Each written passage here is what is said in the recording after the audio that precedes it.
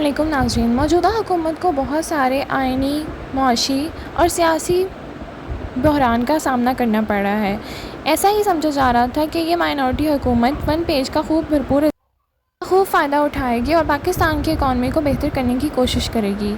ऐसा भी कहा जा रहा है कि शहबाज शरीफ का इंदराज उन कमज़ोर तरीन वज़ीर आज़म में किया जा रहा है, क्योंकि एक तो हुकूमत पहले ही माइनॉरिटी है और दूसरी बात, जो हुकूमत मुस्लिम लीग नून की बनी भी है वो नवाज़ शरीफ के असर रसूख की वजह से बनी है, ना कि शहबाज शरीफ की वजह से। साथ ही साथ 8 फरवरी के इलेक्शन पर भी बहुत सारी तनकीद की जा रही है और सिर्फ पाकिस्तान की आवाम नहीं बल्कि बैरून लोग भी इसको तनकीदी नज़रों से देख रहे हैं।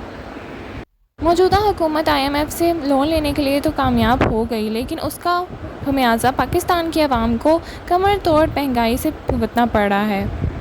की वजह से पाकिस्तान की इस हुकूमत की मकबूलियत में और कमी आ गई है। इन हालात में जब पाकिस्तान की ये हुकूमत वैसे ही मकबूल नहीं है, दूसरी तरफ पाकिस्तान की सबसे बड़ी जमात पर बैन लगाने का और आर्टिकल 6 के तहत PM, सदर और डिप्टी स्पीकर को अंडर आर्टिकल 6 के गद्दार साबित करने का अपील कर दी गई है। सोने पे सुहागा ये हो गया कि पाकिस्तान की अदालतों के ख़िलाफ़ ऐसी बयानबाजी की जा रही है जो उनके से मेल नहीं खाते, जिसकी वजह से बहुत सारे हुकूमत के ही वज़रा अब कहने लगे हैं कि ये हुकूमत शदीद बहरान का निशाना बनने वाली है और शायद कुछ ही महीनों की मेहमान भी हो सकती है। बयान अपोजिशन की तरफ से तो पाकिस्तान में हमेशा ही आते रहे हैं, लेकिन मौजूदा हुकूमत की तरफ से, उनके वज़रा की तरफ से ऐसे बयान पहली दफ़ा सुनने को मिले हैं और उनका ये भी कहना है कि एमरजेंसी भी लगाई जा सकती है। नाज़रीन, ऐसी सूरत में पाकिस्तान की जो कमज़ोर तरीन हुकूमत है वो अगर एमरजेंसी भी लगा देगी तो क्या उसकी अहमियत और कम नहीं हो जाएगी? हाइब्रिड निज़ाम, कमज़ोरी सियासी हुकूमत, आइनी मेल्ट डाउन की खबरें। सियासी और आइनी बहरान से निकलने के लिए शहबाज हुकूमत के पास ऑप्शंस बचते हैं। नाज़रीन, इस पर अफसार आलम का कहना है कि हुकूमत को अब स्मार्टली प्ले करना चाहिए। हुकूमत क्या करेगी और क्या कर सकती है, दोनों में बहुत फ़र्क है, क्योंकि हुकूमत को अब चाहिए कि वही करे जिससे उनका बचाव हो सके। आइए सुनते हैं उनका मज़ीद क्या कहना था, फिर इस पर बात करते हैं। कुछ दिन पहले तक, अब भी शायद सिचुएशन बदल रही है और हुकूमत के पास ऑप्शंस क्या है मैं ये बताता हूँ उस पर, लेकिन ये जो इमरजेंसी और कॉन्स्टिट्यूशनल मेल्ट डाउन है ये मेरा ख्याल पीछे रह गया। अब हुकूमत को करना क्या चाहिए और हुकूमत क्या करेगी, ये दो मुख्तलिफ बातें हैं। करना हुकूमत को ये चाहिए कि स्मार्ट प्ले करे। वो स्मार्ट प्ले कर सकती है कि नहीं कर सकती ये मुझे नहीं पता, लेकिन मामलात हैं लीगल। इस वक्त आपको पता है लड़ाई किन के दरमियान में है असल, और अदलिया जो कुछ कर रही है उसको काउंटर करने के लिए भी कानूनी ही चालें चली जाएंगी तो बात बनेगी, और शायद हुकूमत उस तरफ चल पड़ी है कि कानूनी चालें चलेंगी और ये जो फैसला आया है इसको लटकाया जाएगा। तो जब फैसला इंप्लीमेंट ही नहीं होगा तो कौन सी इमरजेंसी और कौन सा मार्शल लॉ। और दूसरी बात यह है कि बाहर लाना चाह रहे हैं खान को PTI, वो शायद अभी उनको इसमें कामयाबी ना मिल सके। आपके सवाल में लेकिन जो था ना कि हाइब्रिड निज़ाम और कमज़ोर हुकूमत, देखिए जब आप हाइब्रिड निज़ाम कह देते हैं ना तो फिर कमज़ोर हुकूमत कहने की ज़रूरत नहीं है, रैंडम है ये। क्योंकि हाइब्रिड निज़ाम हमेशा कमज़ोर होगा जहाँ भी होगा। कभी एक गाड़ी के 2 ड्राइवर नहीं होते, कोई दुनिया की ऐसी टेक्नोलॉजी नहीं है। पायलट भी 2 होते हैं ना, तो एक को पायलट होता है, चार्ज मेन पायलट के हाथ में, कैप्टन के हाथ में होता है। आप ये प्रोग्राम कर रही हैं, अगर 2 एंकर बिठा दें और दोनों अपना अपना सवाल पूछना शुरू कर दें तो मैं तो किसी का जवाब नहीं दे सकूंगा ना। इसी तरह हाइब्रिड निज़ाम में भी जब गलतियां होती हैं, जब आसमान गिर पड़ता है तो उसका जवाब हमने किससे लेना है ये नहीं पता चलता, क्योंकि 2 उसमें कुव्वतें हैं, एक दूसरे पे डालती है, दूसरी पहली पे डालती है, और ये हम पिछले कई दहाइयों से ये करके देख चुके हैं। तीसरी बात यह है कि क्या हम कोई अनोखे पैदा हुए हैं इस दुनिया में, कि दुनिया में ऐसी कोई मिसाल नहीं है, रीजन में ऐसी कोई मिसाल नहीं है कि जो उस मुल्क ने तरक्की की हो जहां पे पहले ही ताकत के 3 सतून हैं, पार्लियामेंट, अदलिया और एग्जेक्टिव, और फिर एग्जेक्टिव में मजीद हम खिचड़ी बना के हाइब्रिड निजाम ले आते हैं।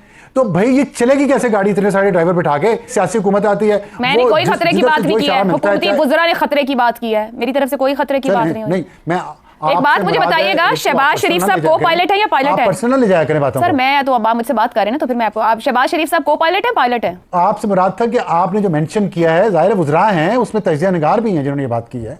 मैं तो मैंने सिर्फ ख्वाजा आसिफ साहब को सुना था। शहबाज जी मैंने भी उनको सुना है और मैंने नजम सेठी साहब को भी सुना है। तो इसलिए मैं कह रहा हूँ कि वो थोड़ा सा लेट हो गए हैं अब सब तजियों में। और जो आपने बात की शहबाज साहब, देखें आपने पूछा सवाल कि वो पायलट है कि को पायलट, वो पायलट की सीट पे बैठने की कोशिश कर रहे हैं। तो को पायलट कौन है? को पायलट भी नहीं है सर, ये अब आप बहुत अच्छा नहीं कर रहे। अब आप ये नहीं, मैं इस पे एहतजाज करूंगी, आप अवाम के इंसल्ट कर रहे हैं इस बात के साथ। नहीं इंसल्ट नहीं, मैं हकीकत बयान कर, मैं आखिरी इंसान हूँगा इस मुल्क का जो अवाम की या उसके मैंडेट की या उसके हकूक़ की मुखालफत करेगा। इंसल्ट आपने इंसल्ट जी ना, आपने जैसे कि सुना, अब सारा आलम साहब का कहना है कि हाइब्रिड निज़ाम यहाँ पे नहीं चल सकता। हमारी हुकूमत क्या बहुत ही अनोखी हुकूमत है कि यहाँ पे हाइब्रिड निज़ाम लिया जाए। उनका कहना है कि जब दो लोग आ जाते हैं तो बात किसकी सुनी जाए, दोनों में से एक दूसरे पे इल्ज़ाम लगाएगा और एक दूसरे पे इल्ज़ाम लगाएगा। तो उनका ख्याल है कि ये फ़ैसला बिल्कुल गलत होगा। दूसरी तरफ नाज़रीन, हसन निसार का भी यही कहना है कि ये कौम 24 करोड़ कौम है और 24 डायरेक्शंस की तरफ जा रही है। आइए सुनते हैं उनका मज़ीद क्या कहना था। वीडियो अच्छी लगे तो लाइक और शेयर करना ना भूलिएगा। Thank you. चल रहा है। मुझे कल कोई बहुत सीनियर आदमी एक बात बता रहा था, मैं आई फेल्ट वेरी एम्बैरेस्ड। उसने कहा ये जो मीटर काट के ले जाते हैं ये बदबख्त उसके मालिक ही नहीं होते, ये मीटर काट के ले जा सकते ही नहीं, meter is not their property. मैंने कहा यार मेरी जिंदगी में इतने घर में मुझे कभी इस बात का एहसास नहीं हुआ था। उसने कहा जी यू पे for it, it's your property. झूठ पे चल रहा है सारा कारोबार। धुतकार देते हैं दफ्तरों से लोगों को। 2 किस्सें करवाने के लिए जो आईपीपीस के पास गिरवी पड़ी है पूरी कौम, उसके जिम्मेदार नहीं मिलते। How difficult it is. इस निजाम में कुछ भी नहीं होना।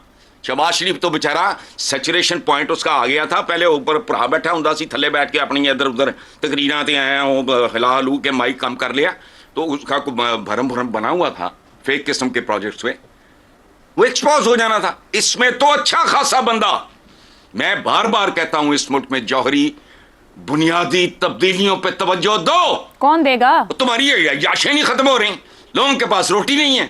तजीनो और आयश अभी प्रेसिडेंट हाउस की पता नहीं कितने अरब की। आज यार कोई अकल को हाथ मारो, कौन करेगा इसमें कुछ?